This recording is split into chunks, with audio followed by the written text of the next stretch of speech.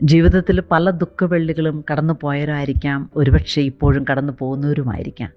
പക്ഷെ ഈശോ കടന്നുപോയ ദുഃഖവെള്ളി എന്ന് പറയുമ്പോൾ അത് മനുഷ്യകുലത്തിന് മുഴുവൻ അനുഗ്രഹമാക്കിയ ദുഃഖവെള്ളിയായിരുന്നു.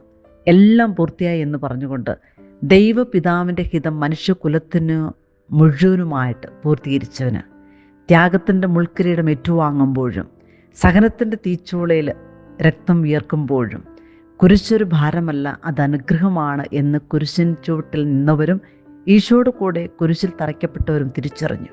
ജീവനുണ്ടാകുവാൻ, അത് സമൃദ്ധമായിട്ട് നൽകുവാൻ വേണ്ടി അവിടുന്ന് കടന്നു വന്നു, ജീവൻ സമർപ്പിച്ചു. ജീവിതയാത്രയിൽ സഹനത്തിൻ്റെ തീച്ചൂളിലൂടെ കടന്നു പോകുമ്പോഴും കുരിശുകൾക്ക് മുന്നിൽ കടന്നു വരുമ്പോൾ നമ്മൾ മനസ്സിലാക്കണം, ദുഃഖവെള്ളിക്ക് ഒരു നിർവചനമുണ്ടെന്ന്. ദൈവത്തിലും അവിടുത്തെ കരബലത്തിലും ശക്തിപ്പെടുവാൻ വേണ്ടി മാത്രമായിട്ടുള്ള ഒരു അനുഗ്രഹത്തിൻ്റെ വെള്ളി നമുക്കായിട്ട് ഈശോ കാണിച്ചു തന്നു.